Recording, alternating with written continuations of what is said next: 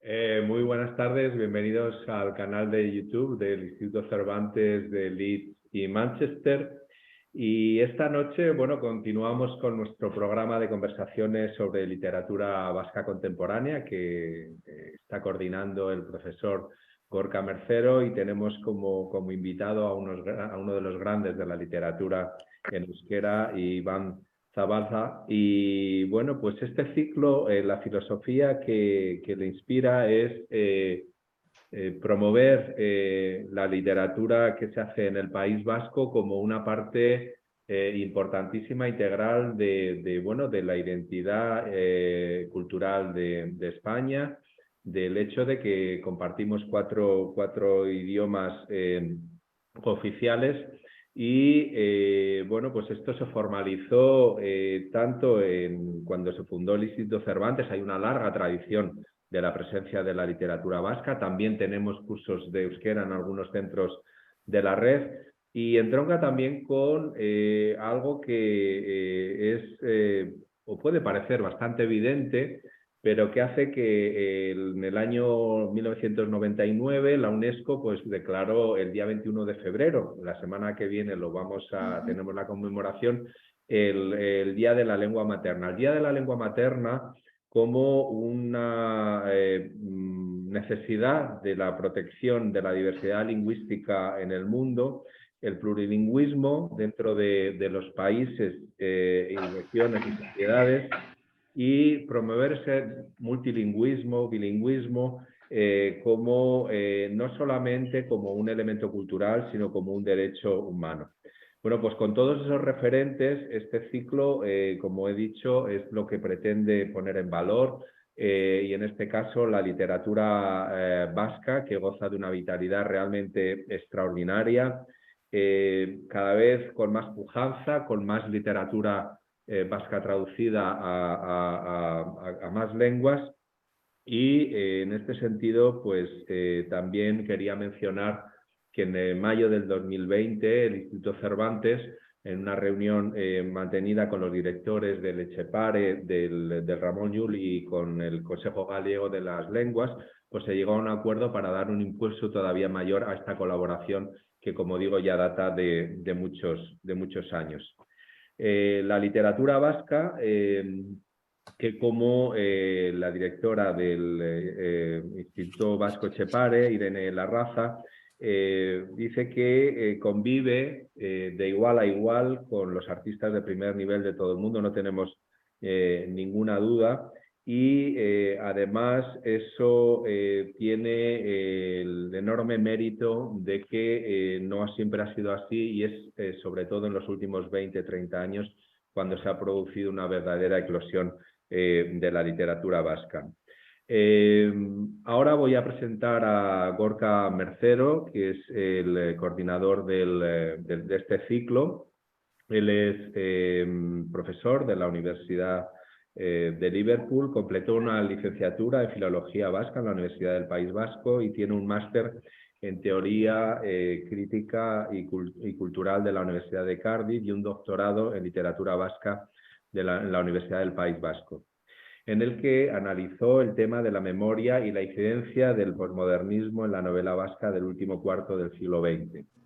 Desde el 2014 es titular de la plaza y de Lengua y Literatura en Estudios Vascos de la Universidad de Liverpool. Ha publicado numerosos artículos en euskera e inglés y un monográfico en euskera cuyo título traducido diría Visiones del mundo en literatura vasca contemporánea, de la crisis de la modernidad a la promesa de la postidentidad, publicado en 2017.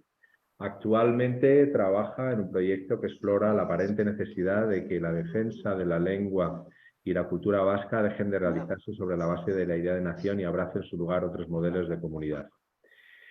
Nuestro invitado especial esta noche es Iván Zaldúa, es profesor de Historia y donostiarra victorianizado, sobre todo cuentista, y entre su larga lista de obras publicadas destacan, me voy a disculpar por la lectura que haga de los títulos en euskera porque es un idioma que no domino.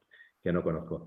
En 2000 publicó Gezurrak, después La isla de los antrólopos y otros relatos, Itzalak en 2004, Etorkinusua en 2005, que fue premio Euskadi de literatura, Biodiscografiek en 2011, Inoez en 2014, Sekula kontatu beharet nitskizun gauzak en 2018 y Como si todo hubiera pasado en 2018. También ha publicado 2 novelas, Si Sabino viviría, en 2005, y ensayos como Ese idioma raro y poderoso, que publicó en 2012 y que además fue premio Euskadi de ensayo en castellano. Además también tiene algunos libros de literatura infantil, guiones de cómic, como el Azken Garaipena. Y bueno, pues muchísimas gracias a los dos, muchísimas gracias, Iván, por acompañarnos. Gracias, Álvaro. Y bueno, a todos les recomiendo la lectura de los libros de Iván, que están traducidos en su mayor parte. Y bueno, y me gustaría cerrar mi pequeña introducción con este libro que ganó el premio de ensayo en español de Euskadi en 2012, Ese idioma raro y poderoso, que en palabras del autor dice: me gustaría que fuera una especie de guía no académica para quienes, sobre todo desde fuera del País Vasco, deseen saber algo más sobre la literatura vasca actual. Estudiantes, profesores, periodistas, aficionados a la literatura, etcétera, etcétera. Este libro lo vamos a tener en breve en la biblioteca del Instituto Cervantes en Manchester y en Leeds, y está a disposición de todos ustedes, no solamente físicamente, sino también en línea. Muchísimas gracias. Tiene la palabra Gorka Mercero. Muchas gracias, Pedro. Arratsalde-on, Iván, buenas tardes. Arratsalde-on. Bueno, como siempre, gracias al Instituto Cervantes, para mí es un placer tener esta oportunidad, ¿no?, de charlar con autores cuya obra sigo y en la que tengo especial interés, incluso profesional, ¿no? Entonces, bueno, Iván, ya te ha presentado Pedro como, bueno, primero profesor de universidad, de historia, pero también como cuentista, ¿verdad? No eres solo cuentista.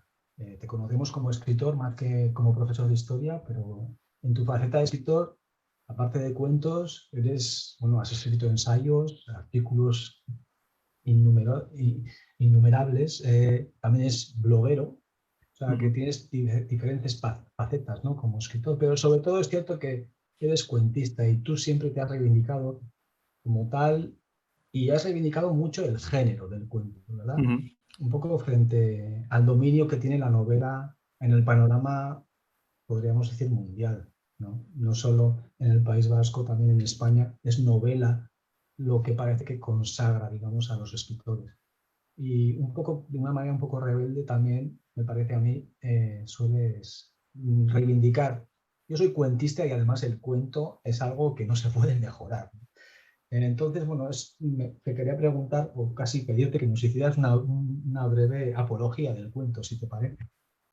Bueno, yo creo que, bueno, en principio, bueno, gracias por la invitación y por vuestra atención y vuestra presencia aquí. Es un honor para mí.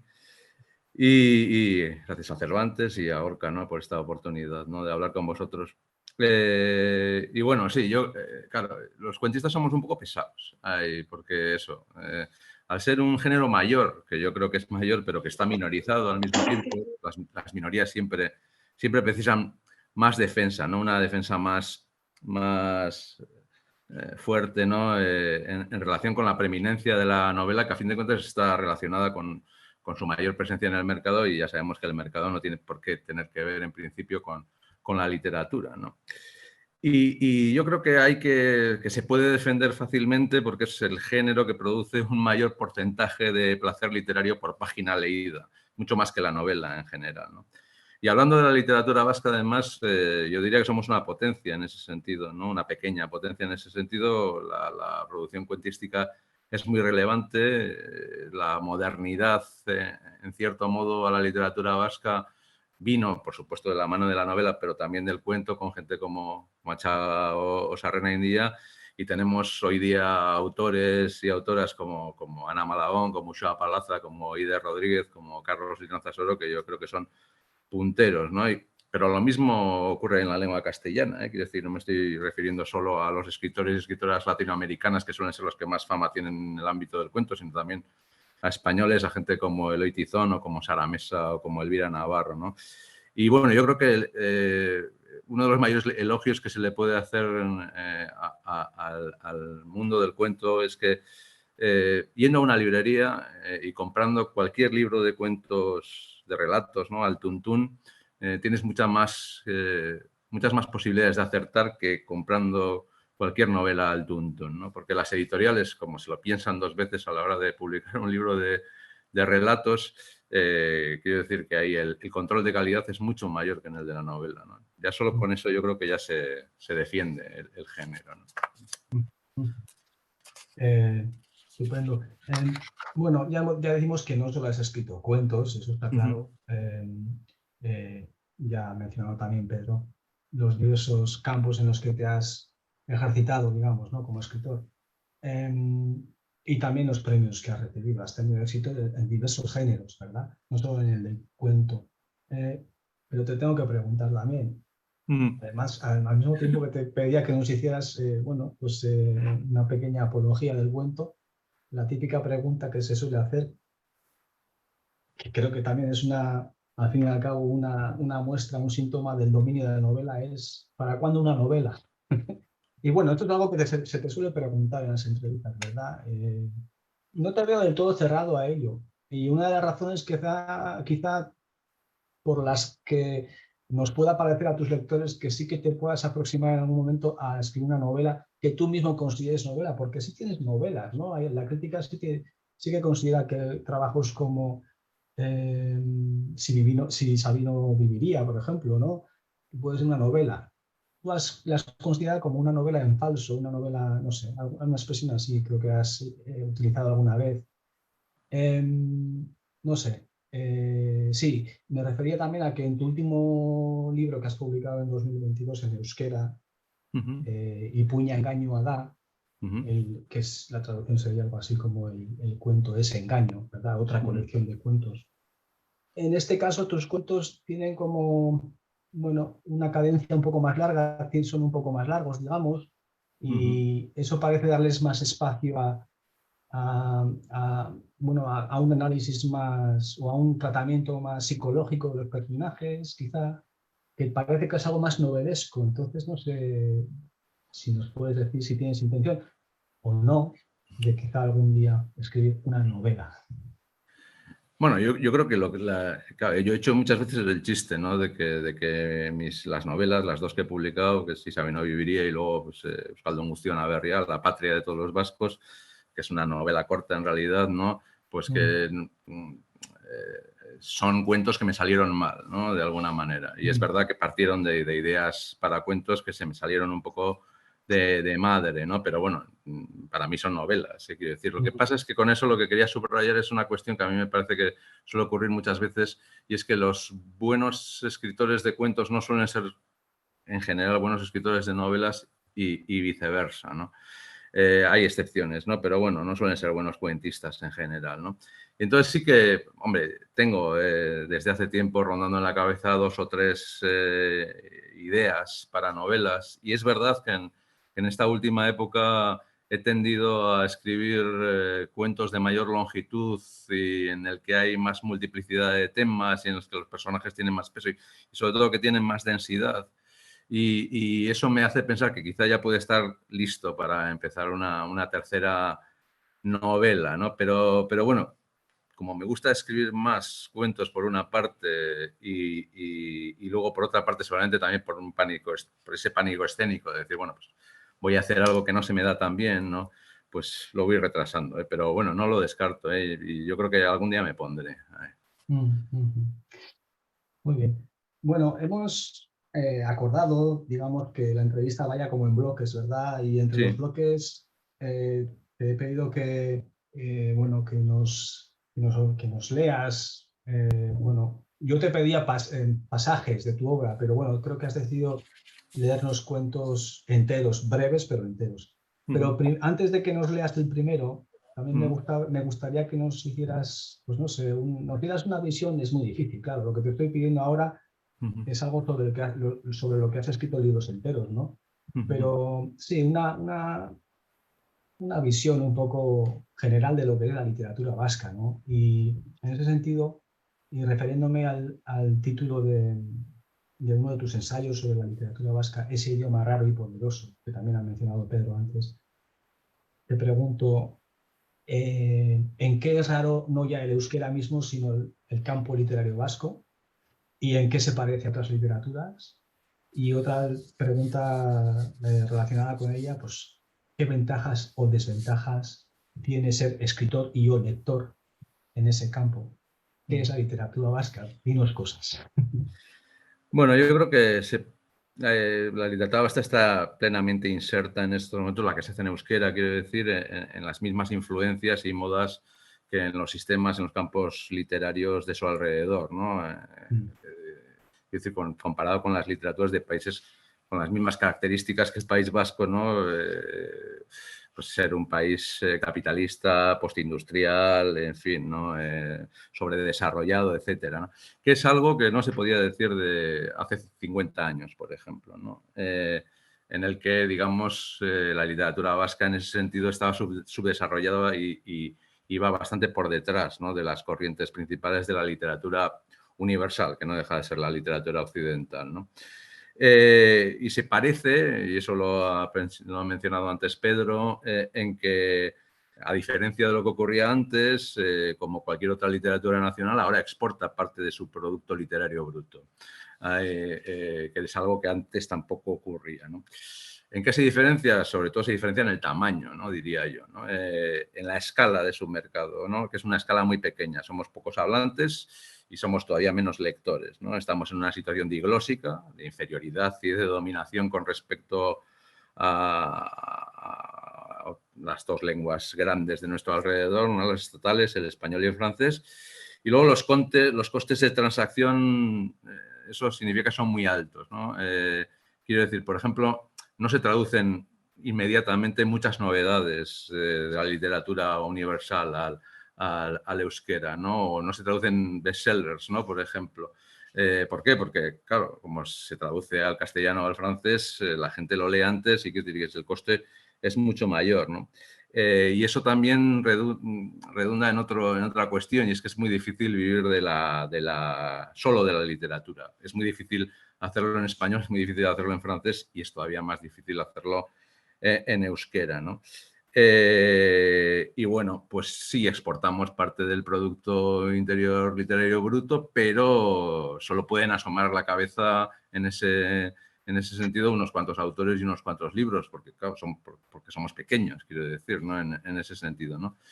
Eso sería yo diría las máximas desventajas. Bueno, hay otras, ¿no? Sobre la crítica, pero ya igual hablamos más tarde, ¿no? Pero, y de las ventajas, yo creo que hay, aunque son pocas, comparado con las desventajas, yo creo que hay algunas, ¿no? O sea, y yo señalaría dos, sobre todo, ¿no? Por una parte, la cercanía del público lector. Quiero decir, que es hablar de mercado en el caso de la literatura vasca es casi una utopía de alguna manera, pero por otra parte, el mercado es frío, ¿no? Y sin embargo, hay una mayor sensación de comunidad, que es algo que, por ejemplo, se nota mucho en los clubes de lectura, etcétera, ¿no? Y luego yo creo que está la posibilidad, hay gente como Ramón Saizar Vitoria o Eider Rodríguez que han hablado de esto, ¿no? Que como el éxito de ventas no es lo más crucial en la literatura vasca, con un mercado tan pequeño, las editoriales pueden hacer apuestas, digamos, un poco más arriesgadas, ¿no? Por ejemplo, por géneros como la poesía o como el relato, ¿no? Y entonces, la ratio de libros de poesía y de cuentos con respecto a la producción de novelas, yo diría que es mayor, ¿no? Y eso es porque, con un mercado tan pequeño, pues, y no habiendo tan grandes beneficios, pues las editoriales se pueden arriesgar un poco más. Yo creo que hay ventajas también, ¿eh? Aunque las desventajas igual pueden pesar más en algunos momentos. Sin duda. No, pero sí.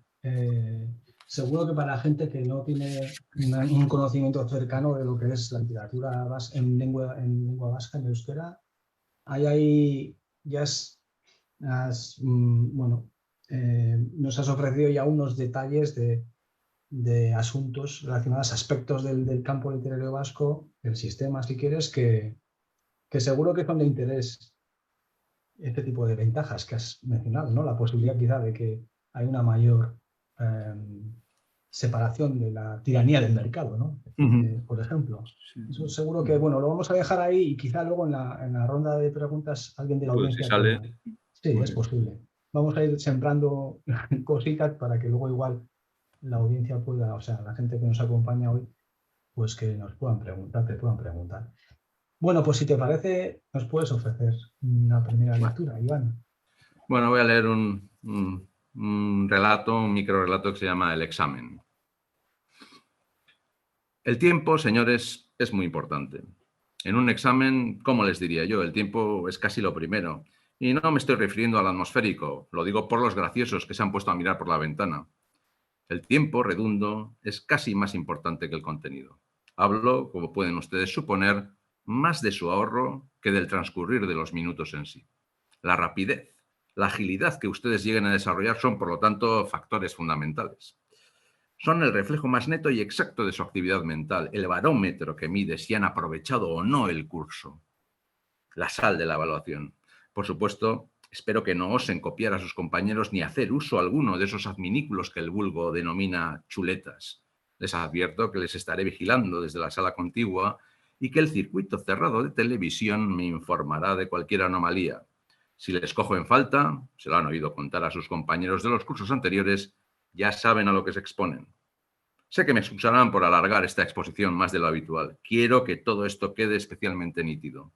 Un examen es, por lo tanto, la gloria del tiempo. En él se conjugan su capacidad de síntesis, su audacia en la búsqueda de la respuesta precisa, su habilidad para escribir velozmente a la vez que exhiben una caligrafía perfecta. Es efectivamente la prueba suprema.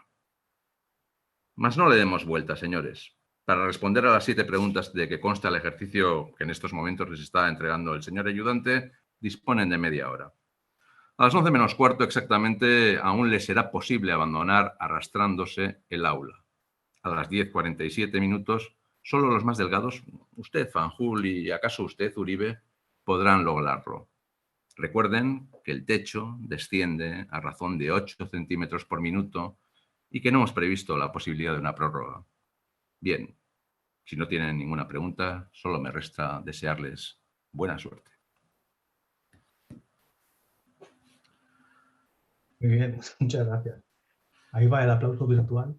Yo creo que este cuento es uno de los más antiguos, ¿no? Bueno, más antiguos. Sí, No es un sé. cuento viejo, sí. Sí, bueno, viejo. Yo creo que te lo escuché recitar, pues sería el año 2000 más o menos, cuando yo estaba terminando mi carrera, o sea, mi carrera, entonces decíamos carrera, mi grado en filología vasca, entonces licenciatura. En Sí, el sí, pero Parral, le tengo en el bastante Parral cariño, creo que pese lo a su hice, sí, sí. antigüedad. Sí, sí, sí. Yo creo que me quedó bien. Eso es, muy bien. Pues muchas gracias. Bueno, pues continuamos y otro de los bloques, pues quería comentar contigo el tema de, bueno, de la fantasía y el realismo, que son, bueno, dos de los modos que más claramente identifican la combinación entre ellos, ¿no? La alternancia entre ellos, pues tus cuentos, digamos, ¿no? Y bueno, leyendo entrevistas contigo, en otros lugares, claro, bueno, encontré que explicabas que tu gusto como lector por la literatura empezó, digamos, más con lo fantástico, con la ciencia ficción, ¿verdad? Y luego con los años fuiste evolucionando. Al principio, literatura de corte más realista parece que no te convencía mucho, ¿verdad? En tu juventud, digamos. Pero luego, bueno, pues parece que sí. La volviste a retomar y entonces no, empezaste a disfrutar de lo que es también el realismo, ¿no? Hoy en día combinas ambas, como decía antes, de una manera bastante dinámica y bueno, sin fricciones. Quiero decir que es algo muy natural en tus cuentos, ¿no? Eh, son digamos, la aproximación desde lo fantástico y desde lo realista, ¿no? ¿Son muy diferentes o tú crees que al fin y al cabo son fundamentalmente, digamos, diferentes maneras de hacer algo muy parecido o incluso quizás lo mismo, no sé. Sí, yo ¿Cómo estoy lo ves más, tú? sí, estoy más con esa segunda parte, digamos, ¿no?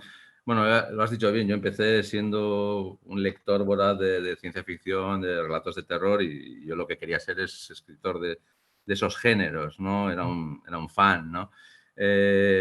Y me costó más profundizar en el conocimiento de la tradición más realista, ¿no? O sea, yo leí de muy joven Chekhov y no me gustó, ¿no? De alguna manera no me convenció, pero lo he leído más tarde con un cierto grado mayor de madurez y he hecho ese viaje un poco de Poe, digamos, a Chekhov, ¿no? Por decirlo de alguna manera.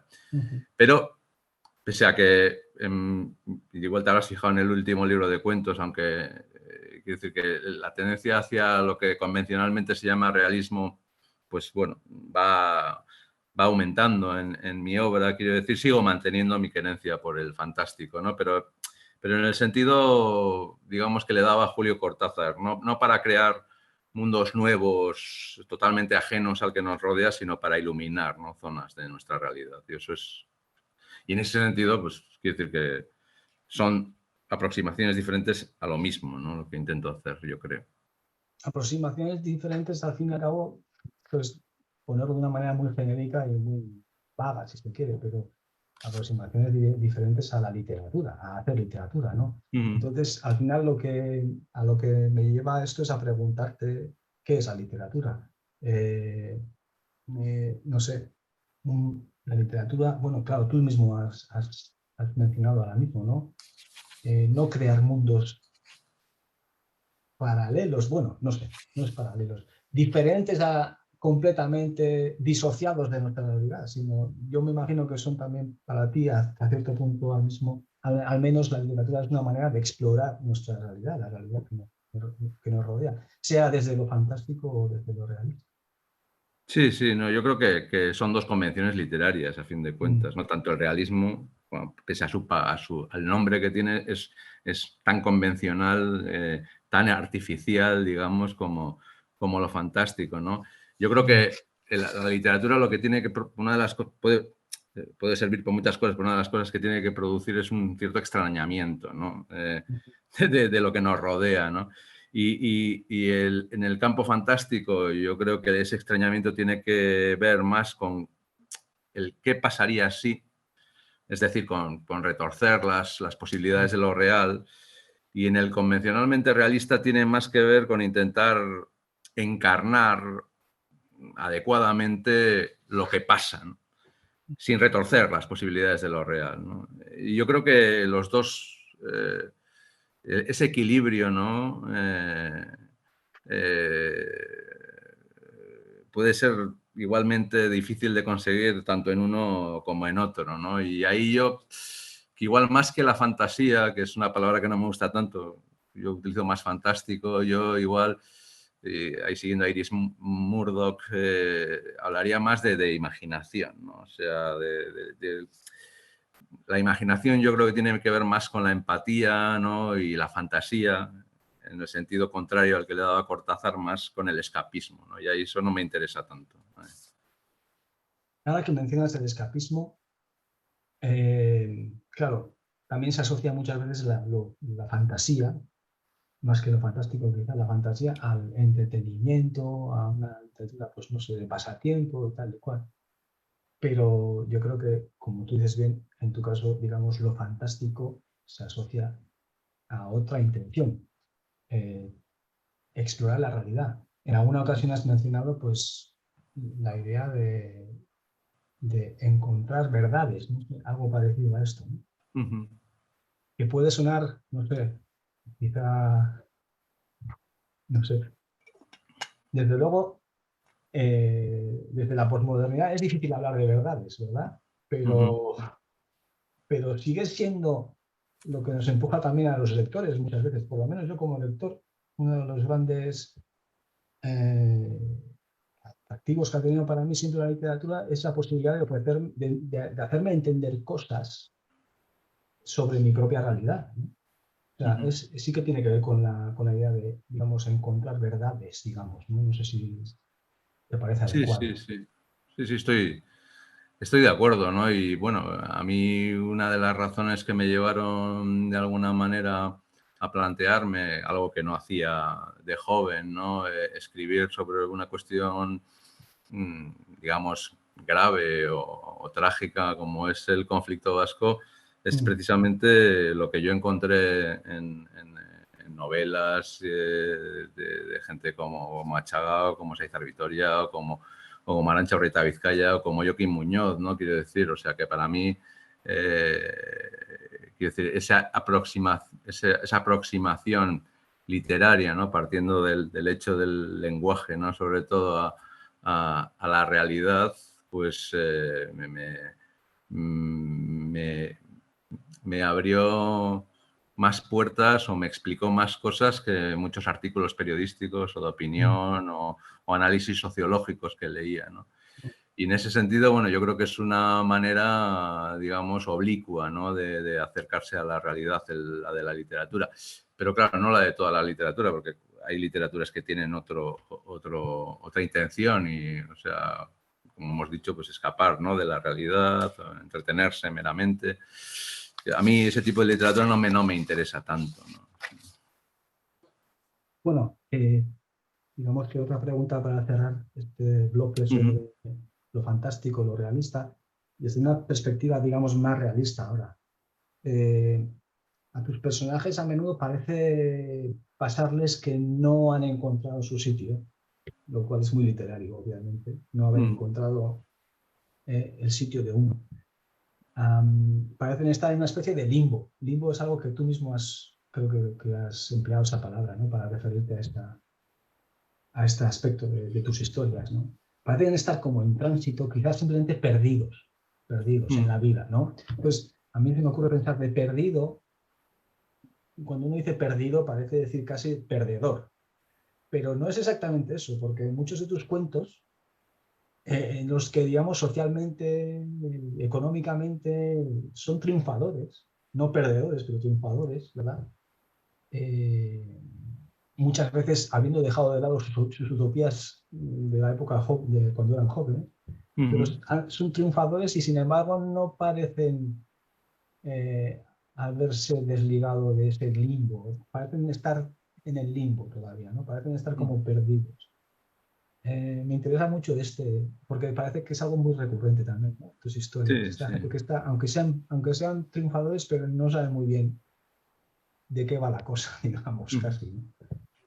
¿Qué nos puedes decir sobre esto, sobre esta idea del limbo? Y no sé si es algo que te parece que es característico quizá de nuestra cultura, de nuestra sociedad, no sé, de los temas Sí, que nos han tocado eso es vivir. eso es lo que yo iba a decir, ¿no? Que yo, sí, uno cuando escribe, sí, al volver la vista atrás, digamos, y mirar lo que ha hecho, sí que se da cuenta de que hay unas pautas y hay unas cosas que se repiten, ¿no? Pero supongo que eso es reflejo de la deriva social en la que vivimos, ¿no? De nuestras sociedades mesocráticas, ¿no? Turbocapitalistas, sobredesarrolladas, postindustriales, ¿no? Como he dicho antes, que yo creo que están entrando en una fase de no retorno, ¿no? Entonces estamos perdidos, ¿no? Incluso la gente que parece triunfadora, ¿no? Así que me imagino que sí, el limbo es una expresión de mi pesimismo vital, ¿no? Que es, supongo, una de las cosas que me llevan a escribir de lo que escribo, ¿no? Bueno, pues, si te parece, bueno, nos ofreces otro Otra de tus lectura. cuentos, sí, sí. Muy bien. Bueno, pues esto lo voy a coger de como si todo hubiera pasado y es un cuento que se llama Zambullirte, por hacer una cosa un poco diferente a la anterior, ¿no? Zambullirte. Pensar que vas a zambullirte en un océano turbio, como si fueras un clavadista en Acapulco, como si fueras Fu Mingxia en las Olimpiadas de Barcelona, o en las de Atlanta, o en las de Sydney. Fu Mingxia, la saltadora. Es raro que te acuerdes de un nombre como ese, pero siempre te vuelve a la mente, quizá porque en su día se convirtió en la campeona más joven de la historia de las Olimpiadas en Barcelona. Quizá porque teníais la misma edad cuando la viste atravesar elegantemente la superficie del agua una y otra vez, una y otra vez. Por lo tanto, aguanta la respiración y más tarde, ya en el agua, Procura mover tus brazos con levedad, como si fueras a nadar al estilo mariposa. Evita los movimientos espasmódicos, sujeta el impulso de dejar que cada brazo vaya por su lado, la tentación de dejar todo perdido de agua. Aguanta la respiración, conserva la elegancia. Estilo mariposa siempre. Los brazos, no te olvides de tus brazos. Los clavadistas de Acapulco, antes de dar el salto, calculan con precisión cuándo llegará la ola, si es que no quieren estamparse contra las rocas de la quebrada. Hubo una época en la que conocías todos los detalles, todos los accidentes de la costa de Acapulco y de las otras costas, gracias a aquel enorme atlas Rialp de tu padre. No solo eso, sabías los nombres de los 5 océanos, los 7 mares y las principales islas del globo, y aún serías capaz de señalarlos en un mapa mudo, todos y cada uno. Tu padre se enfadó cuando se dio cuenta de que las hojas centrales se habían soltado de tanto abrir y cerrar el volumen. Eran las que correspondían a las islas del Atlántico, su preciado Atlas. Ascensión, Santa Elena, Tristán da Cunha, Cabo Verde, las Azores, Madeira y las Canarias, desde luego. En una ocasión tus padres te llevaron de vacaciones a Tenerife, pero apenas lo recuerdas. Ves con mucha más claridad el contorno de la isla en el plano, rodeado de tonos de azul cada vez más intenso. Punta de Antequera, punta de Güímar, punta de Abona, punta Roja. Vuelves a respirar, por fin. Aspirar, expirar, aspirar, expirar. Bueno, ¿te lo has pensado mejor, etarra de mierda? ¿Vas a darnos los nombres sí o sí? Podemos seguir toda la tarde si prefieres. Nosotros no tenemos ninguna prisa. ¿Eh? ¿Qué has dicho? Mira, parece que la hija puta quiere hablar. Atlántico, Pacífico, Índico, Ártico, Antártico. Vale, ya estamos. Mediterráneo, Negro, Rojo, Caspio, Arábico. Venga, adentro con ella otra vez. Zambullirte. Pensar que vas a zambullirte en un océano turbio.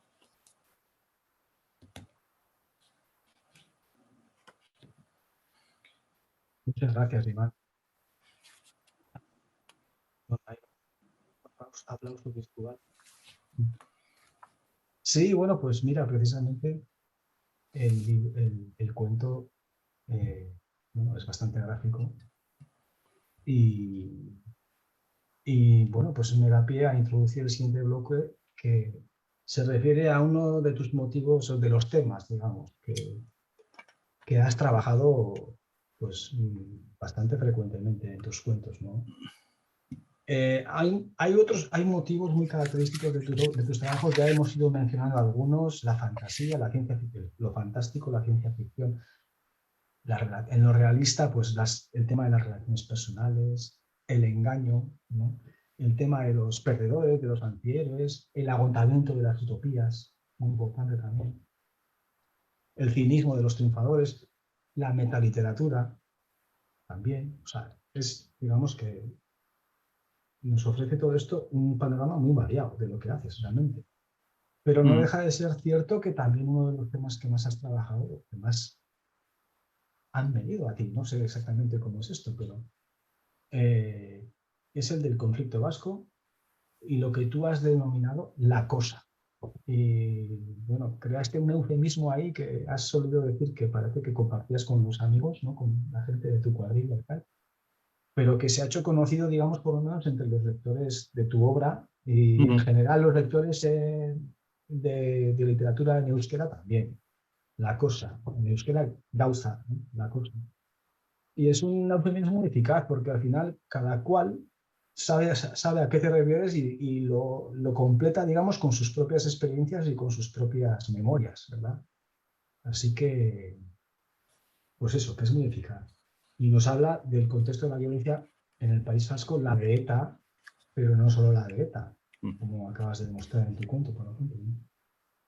Y bueno, en tu visión de este tema, pues resaltan varios aspectos y uno a mí me parece muy claro es el del dogmatismo ideológico, ¿no?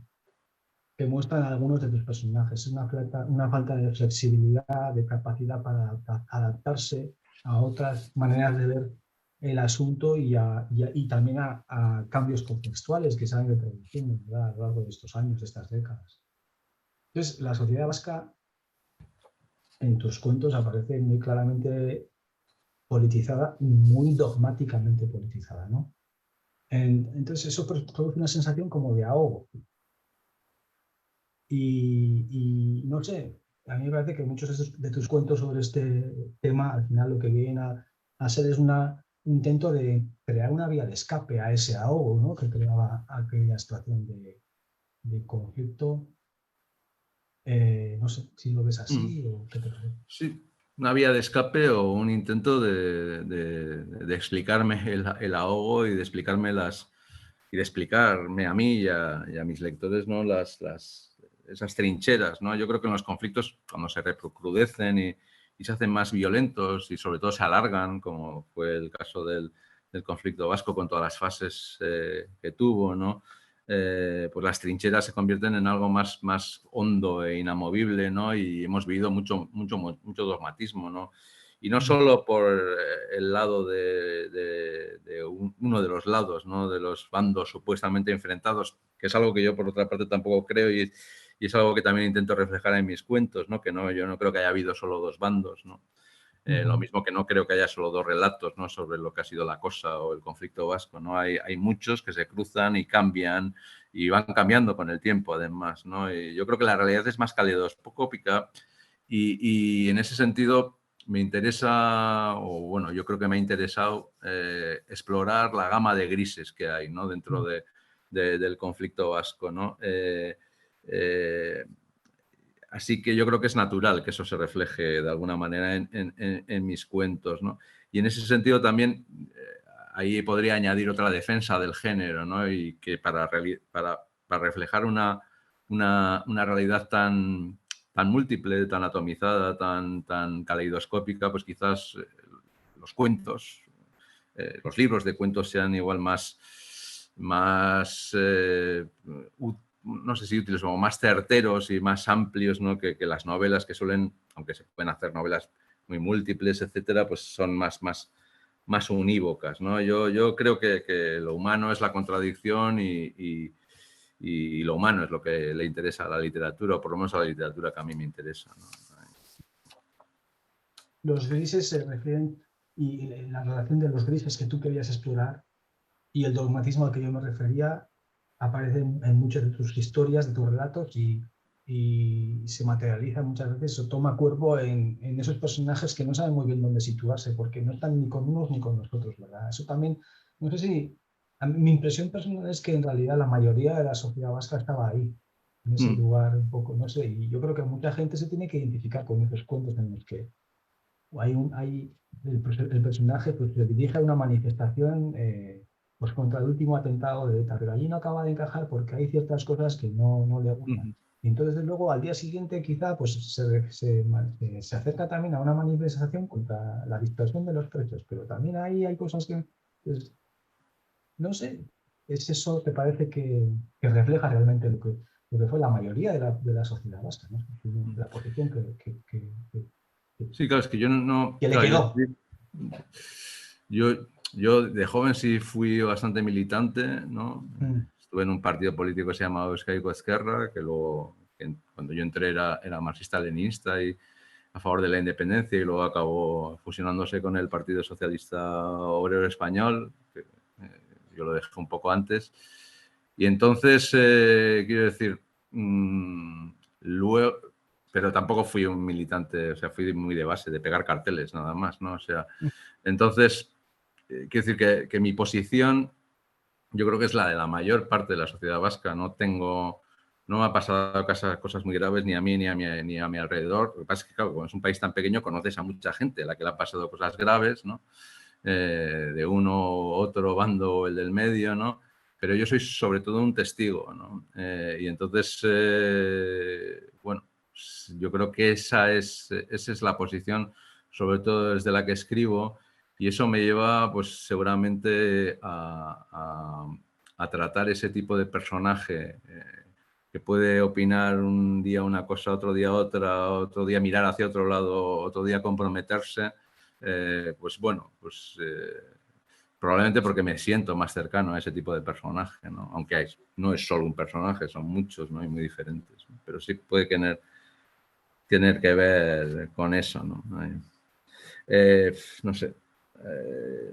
Y en ese sentido, no sé, has mencionado algún cuento. Yo por ejemplo, un ejemplo paradigmático de eso, de cómo la vida, ¿no? De alguna manera, pues la vida cotidiana, aparte de quiero decir que es mucho más complejo, ¿no? Porque no es que estuviéramos todo el día discutiendo, en fin, digamos, con notas a pie de página sobre cuestiones políticas, ¿no? Es, pues bueno, un cuento como Sombras, ¿no? Que da título a uno de mis libros, Aitzalak, ¿no? Que es un cuento bastante imperfecto, porque me parece un cuento bastante desequilibrado, pero al que le tengo cariño precisamente por eso, ¿no? Porque yo ahí lo que hago es cruzar las historias de dos amigas que se van alejando, como pasa con muchas amistades a lo largo del tiempo, por cuestiones que no tienen en principio nada que ver con el conflicto vasco, pero que en el momento en el que vuelven a cruzarse, entonces sí, ¿no? Lo que es el conflicto tiene una... No voy a destripar el relato, ¿no? Por no hacer spoiler, ¿no? Pero tiene ahí un efecto claro sobre ellas, ¿no? Y que es algo que además me da pie a introducir otros personajes como un guardaespaldas, ¿no? Y ver sus vivencias, que algunas tienen que ver con la persona a la que está protegiendo, ¿no? De los atentados de ETA, pero otras no, ¿no?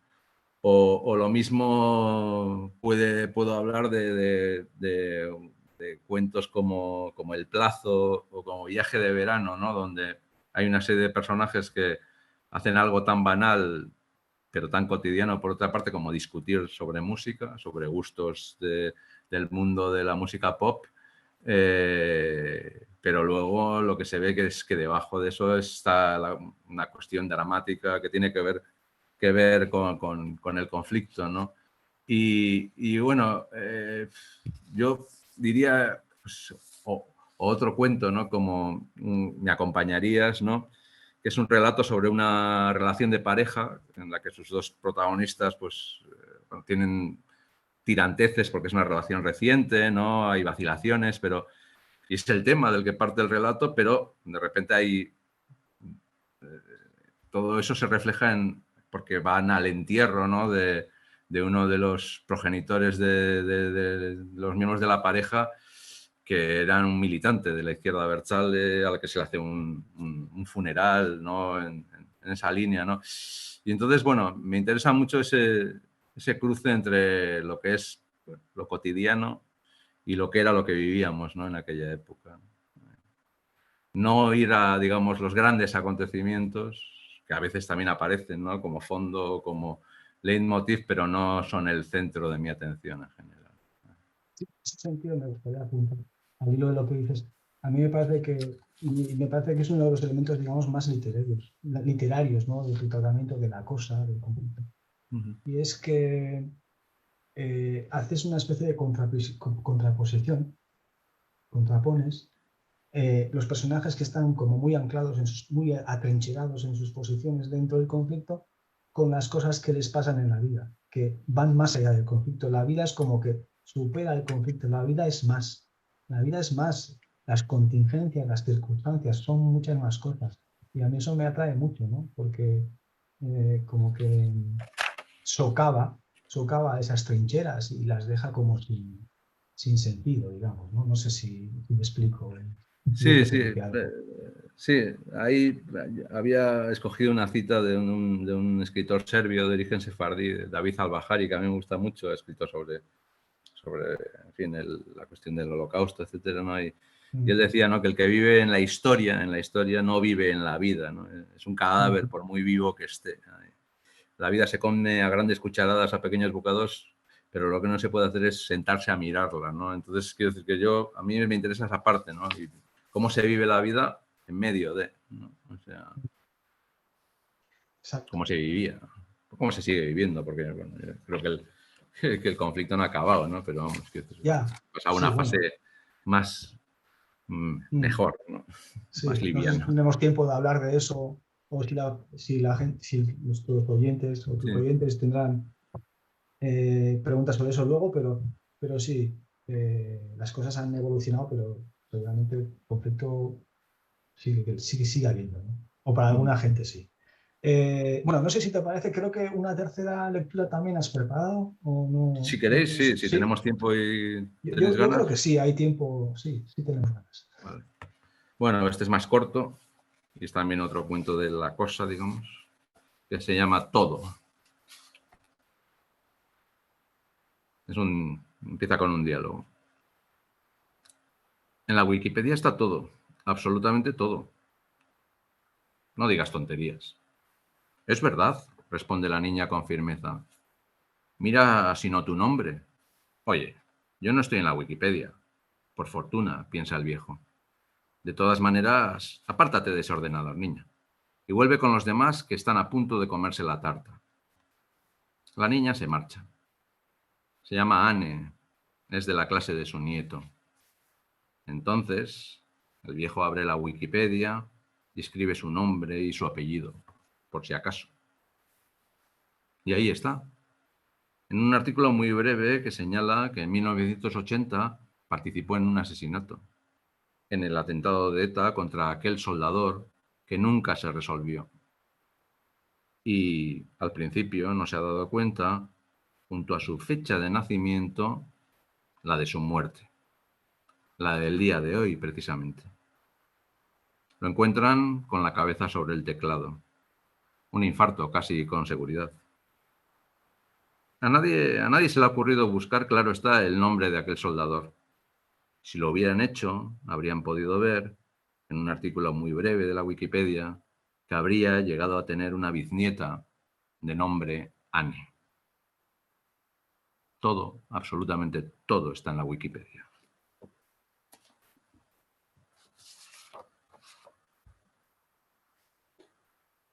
Ya está. Sí, señor. Muy bueno. Bueno, muchas gracias también por este cuento. Todo, eso es. Bueno, pues vamos ya cerrando y quizá teníamos preparado un bloque más, sobre unas preguntas más sobre el tema de la cosa. Bueno, ya casi vamos una hora de sesión, pero quizá un par de preguntas y luego dar paso a la audiencia, no sé. Bien. Sí. Y a mí, respecto al asunto del conflicto en el País Vasco, bueno, sí me interesa relacionarlo con la idea de nación y bueno, con la visión de la misma. Has mencionado Itzalak, uno de tus cuentos, uno de los que da nombre a uno de tus volúmenes de cuentos, Itzalak Sombras. Y uno de los personajes dice en un momento dado algo así como que la patria es aquel lugar donde una se siente bien. Y aún sigo buscando. Está claro que este personaje, una mujer, en este caso, pues no ha encontrado su patria, su lugar donde se siente bien.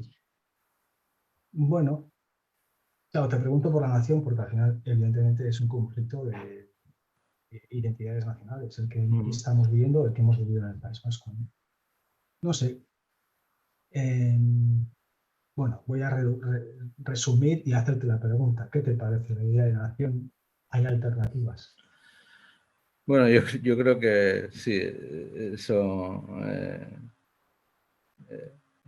aquello partía de una cita de Alessandro Barico, aquello que le hacía decir a aquella mujer en el cuento y bueno, hoy quizá le haría decir otra cita que he encontrado hace no tanto sobre Foster, del novelista inglés, ¿no? Que decía que nunca me he visto en la situación de tener que elegir entre traicionar a un amigo o traicionar a mi país, pero si alguna vez ocurre espero tener las agallas de traicionar a mi país, ¿no? Es decir, bueno, el de la nación es un concepto con el que no me siento muy cómodo, ¿no? Porque creo que hace que tengas que tragarte muchas ruedas de molino. Es una ficción que ha tenido bastante éxito y que ha tenido su utilidad, ¿no? Para sustituir a las antiguas lealtades feudales y comunitarias en una época en que las fuerzas de la revolución industrial y el ascenso del capitalismo pues las disolvían, ¿no? Pero que por otra parte también ha causado muchos problemas y mucha sangre, como sabemos. Es una ficción, la de la nación, muy ambivalente y es una ficción que tolera mal la diversidad, ¿no? Entonces, bueno, a mí el antinacionalismo, que se ha practicado mucho con respecto al nacionalismo vasco en España y algunas veces por muchos vascos, me ha parecido... Yo he leído con mucho interés a esa gente y me ha parecido útil ese poder desmitificador, aunque luego, por otra parte, casi toda esa gente que ha desmitificado el nacionalismo vasco no suele ver las mentiras ni las ficciones del propio nacionalismo que abrazan en ese camino que es el español, ¿no? que es algo muy español, por otra parte, porque como sabemos, las naciones con Estado pueden presumir de no nacionalismo, ¿no? Por lo menos hasta que les hacen cosquillas en los órganos vitales de ese nacionalismo, pues como se ha visto en el caso de Cataluña y como se está viendo pues, con cosas como el ascenso de Vox, ¿no? Entonces, bueno, sí, yo creo que eso es lo que me parece un poco la idea de la nación, ¿no? Hay alternativas a eso, ese es el problema, que no creo que haya muchas alternativas hoy día, ¿no? Ha habido y sigue habiendo, ¿no? Como el internacionalismo de clase, ¿no? Como el multiculturalismo, como esas identidades fronterizas y pertenencias múltiples que mencionaba Mim Malouf, por ejemplo, ¿no? Pero me da la impresión de que la fuerza del nacionalismo, ¿no? La comodidad, ¿no? El calorcito que da, ¿no? a las comunidades es mucho mayor y me parece más difícil escapar, ¿no? de ese horizonte de sucesos, de ese agujero negro, ¿no? Que es el nacionalismo. Muy interesante. A mí me interesa mucho el tema y podríamos seguir, pero sí, la pregunta sobre si hay alternativas y no la he hecho más en concreto, pero sí que lo que yo tengo en mente es la idea de si una alternativa al nacionalismo en el País Vasco, más en concreto. Y eso nos llevaría a otras cuestiones, que lo vamos a dejar ahí. No sé si alguien querrá preguntar. No lo tengo muy claro, ¿eh? A mí me parece que es difícil porque ya digo que está muy arraigado. Es que lo tenemos muy naturalizado, aunque es una cuestión que lleva funcionando 250 años, ¿no?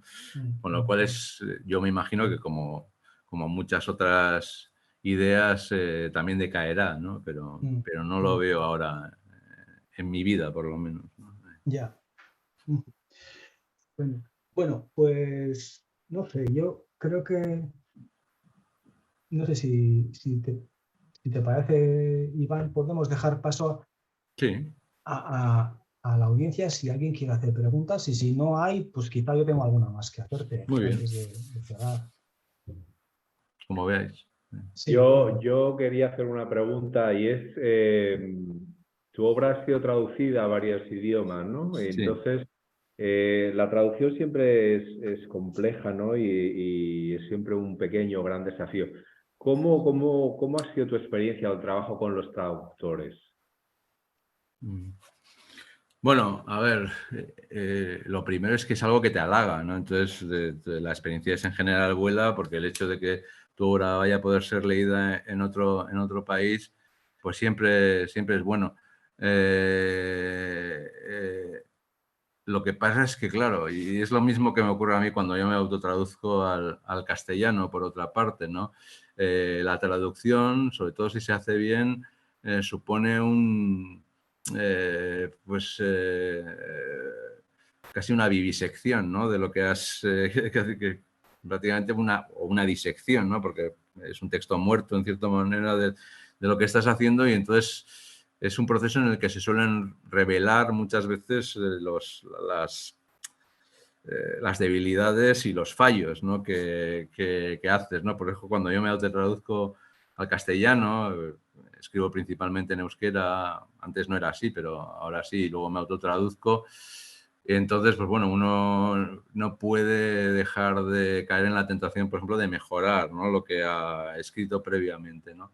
Entonces es un proceso en ese sentido ambivalente. Te parece muy bien y lo pasas bien, pero cuando el traductor te señala, bueno, y esto no lo he entendido, y hay esa cuestión, ¿no? Que cuando tú escribes, yo escribo para mis conciudadanos en principio, ¿no? Y das muchas cosas por supuesto que luego a la hora de la traducción pues producen problemas, ¿no? Le tenemos que poner esto una nota a pie de página, se puede explicar más cómo aclaramos esta elipsis de alguna manera que para un lector euskaldun o incluso un lector de la península puede ser muy claro, ¿no? Porque conoce, digamos, el contexto, pero quizás no para un lector mexicano o para un lector búlgaro, ¿no?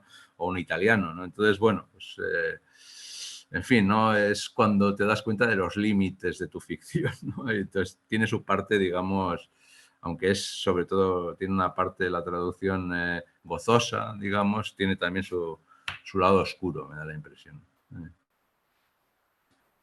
En mi caso, por lo menos.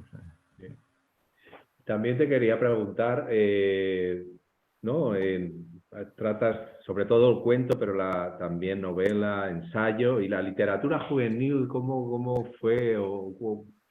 Esa incursión no es muy frecuente, ¿no?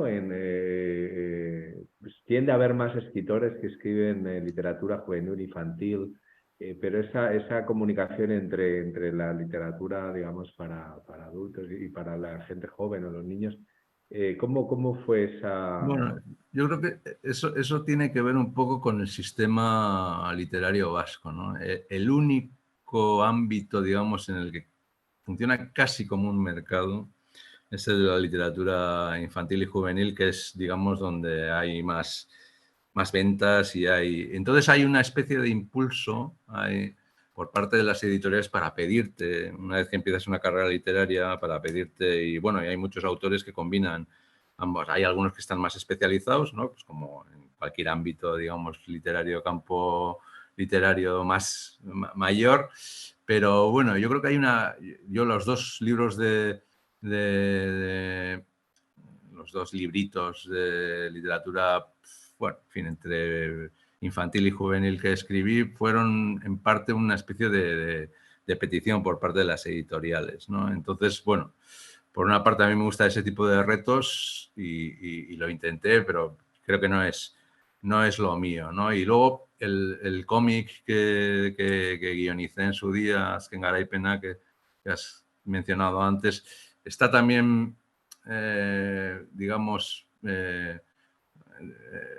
orientado al público juvenil, pero por una cuestión de que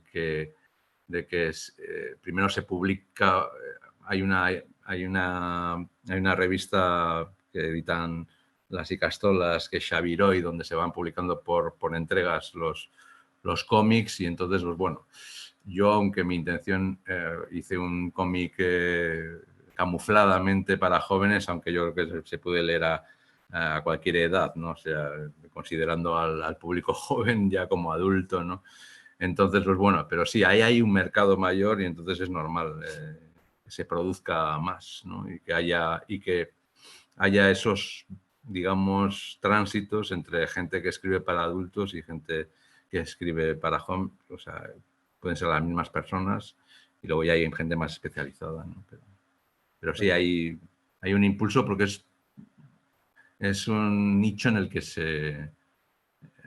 que seguramente se vende más que en el... Y también por la propia importancia, ¿no? De la literatura infantil y juvenil, ¿no? Porque es cuando la gente se inicia Sí, y luego tiene que ver lectura, ¿no? con el proceso de recuperación de la lengua vasca, Bien. digamos, y la escaldunización, ¿no? Entonces, bueno, quiero decir, eso está ahí, ¿no? Entonces, pues bueno, claro, porque los libros de literatura infantil sobre todo tienen, aparte de disfrutar con ellos o de, en fin, enseñar por medio de ellos, de lo que se trata es de adquirir la lengua, ¿no? Entonces, pues tiene mucha importancia. Muchas gracias. ¿Alguien más tiene alguna pregunta? También podemos usar el chat si alguien prefiere escribir la pregunta en lugar de decirla. Si no, yo una más sí que te voy a hacer, Iván. Dime. Y tiene un poco que ver con lo que estabas hablando del sistema, de las peculiaridades del sistema literario vasco, de la importancia de la literatura infantil y juvenil. Y es el hecho de que, bueno, para un escritor en euskera es difícil, me imagino, disociar la idea de que al escribir en euskera también está, de alguna manera, velando o contribuyendo a cuidar la lengua vasca,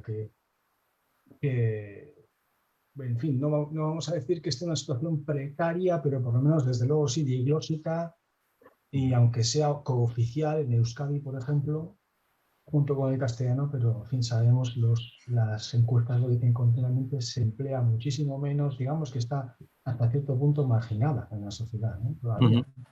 Hasta cierto punto, en ciertos aspectos, es oficial,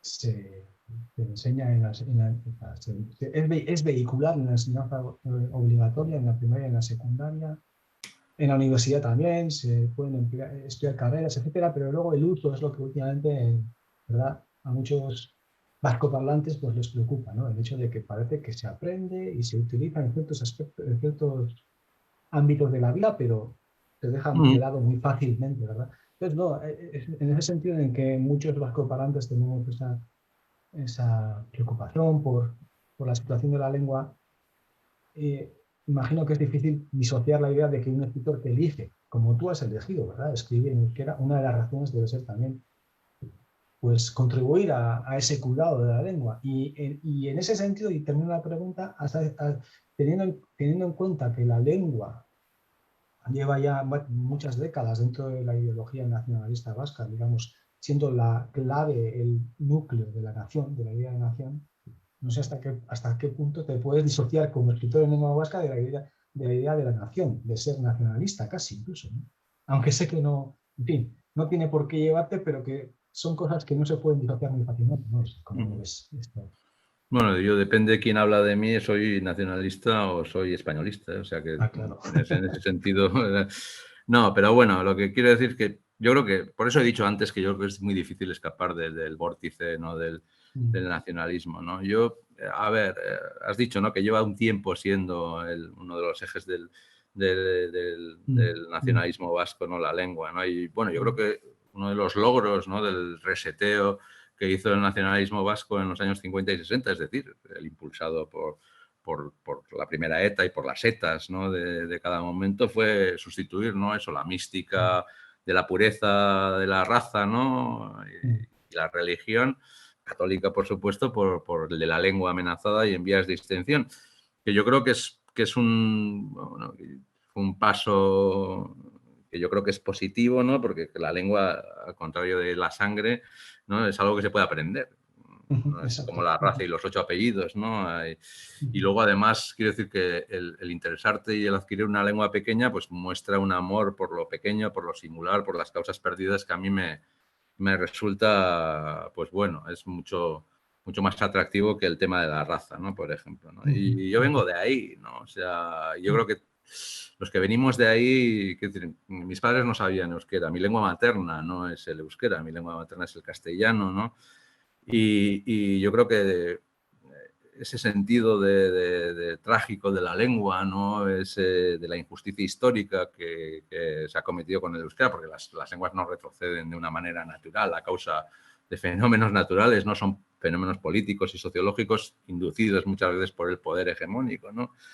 Entonces hay una deuda ahí, ¿no?, de alguna manera. Y mis padres, yo creo que eso es lo que sintieron, ¿no?, que mis padres no sabían euskera, y aún en tiempos de Franco, cuando se empezó un poco la apertura en los años 60, pues me matricularon en una ikastola por ese sentimiento, ¿no?, de pérdida que ellos tenían porque no pudieron aprender la lengua de sus padres o de sus abuelos en algunos casos. Y yo supongo que eso tiene que ver, ¿no?, con mi decisión de cambiar de lengua de creación fundamental, ¿no?, de la que utilizaba en mi adolescencia y mi juventud, que era el castellano, pues a pasarme al euskera, ese compromiso, ¿no?, con la recuperación de la lengua, de darle un poco esa vuelta, esa responsabilidad, ¿no?, que de alguna manera, y que puede tener que ver, ya digo, con el nacionalismo, porque es difícil disociarlo, ¿no?, como hemos dicho, ¿no? Pero bueno, yo tengo que señalar que el hecho de que cambiara de lengua de creación también tuvo que ver con motivos literarios, ¿no? Es porque, bueno, y precisamente es en relación con escribir sobre el conflicto y sobre la cosa, ¿no? O sea, yo los primeros, esto lo he contado muchas veces, entonces seguramente ya me repito para la gente que me conozca, pero cuando yo empecé a escribir yo de joven ni se me ocurría, aunque vivíamos en medio del conflicto y los años de plomo y lo peor de los años 80, cuando, en fin, ETA mataba a 100 personas al día y la policía hacía barbaridades, etcétera, pues bueno, a mí ni se me ocurría. Yo ahí sí que tendía al escapismo, ¿no? Y escribía ciencia ficción, por supuesto con personajes que tenían apellidos anglófonos, etcétera, ¿no? Y sin embargo, en un momento dado, pues, cuando yo empecé a alejarme de la militancia, viendo que aquello se alargaba, viendo el peso que tenía, ¿no? Dentro de nuestra realidad cotidiana, supongo que por muchas razones, y luego por las cosas, como he dicho antes, que estaba leyendo, ¿no? En literatura, me planteé, digo, tengo que escribir también sobre esto, ¿no? Y sin embargo, cuando escribí los primeros relatos que escribí sobre el conflicto en castellano, no me convencieron, sonaban falsos, no...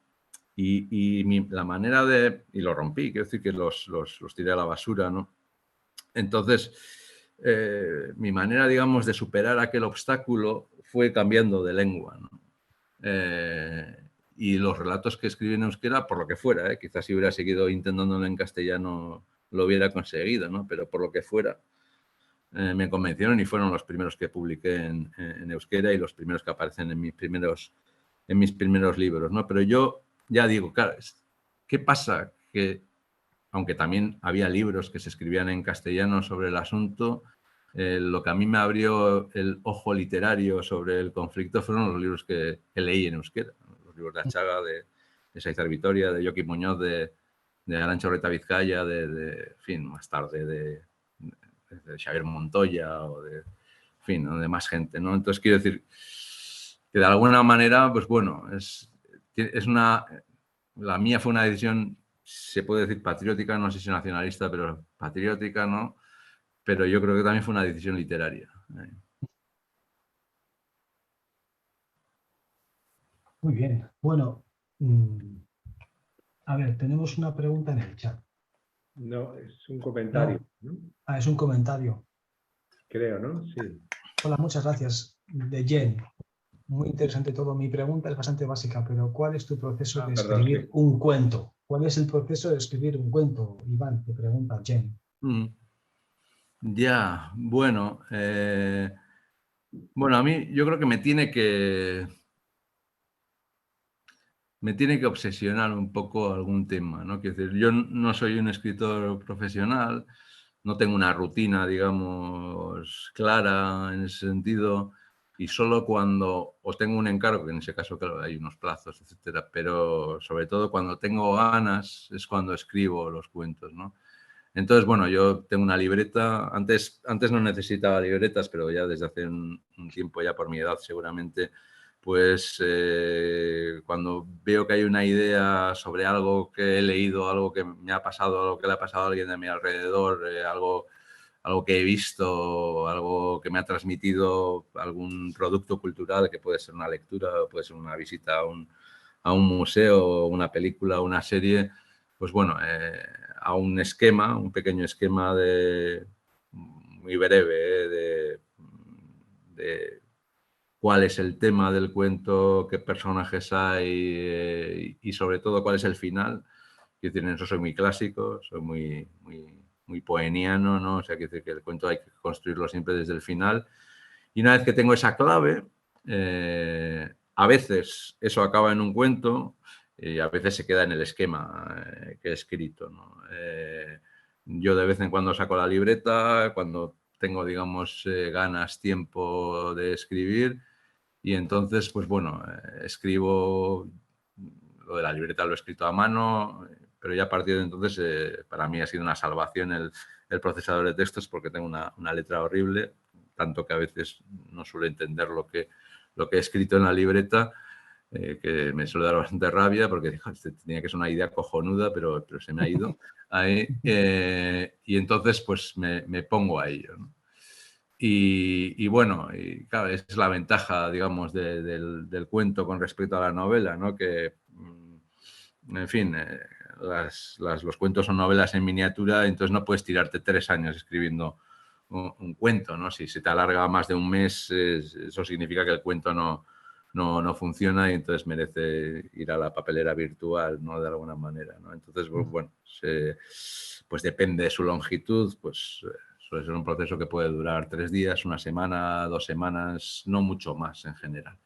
Y luego ya viene toda la parte, digamos, de las revisiones, la lectura, digamos, de lector de confianza que suelo tener y luego las correcciones que pueden ser, pues darle al cuento, pues, bueno, estos días he estado escribiendo uno y le he dado como 3 pasadas, ¿no? O sea, y bueno, pues y todavía le tengo que dar una cuarta, yo creo. Eso es un poco el proceso. Explicativo. Bien, espero que Para te los haya que no servido. escribimos, pues mira, está muy bien. Gracias, te dice Jen. También había un mensaje de Paul Spence, no sé si será un conocido, ¿sí? ¿No? Porque dice Mila Esker, Iván, oso interesgarri. Anda, Mila, muchas gracias, Iván, ha sido muy interesante. Gracias también Bueno, a ti. y bueno, no sé, ¿hay alguna pregunta más? Muy bien, pues bueno, yo creo que nos hemos extendido bastante, Iván. Y si no hay más preguntas, que me parece que no sé, Pedro, si quiere. No, yo solamente daros las gracias a Iván y a Gorka por este excelente diálogo bueno, y anunciar también, ¿no? que el ciclo de novela contemporánea vasca continúa. Tendremos otro encuentro en octubre, todavía no tenemos definido el programa y bueno, muchísimas gracias. Hemos disfrutado, creo que el público personalmente ha disfrutado mucho de este encuentro. Muchas gracias. Pues muchas gracias a todos. Eskerrik asko de hoy. Y a Iván, sobre todo. Eskerrik asko, Iván. Vale, sube ahí. Muchas gracias. Thank you. Muchas gracias. Y todo eso.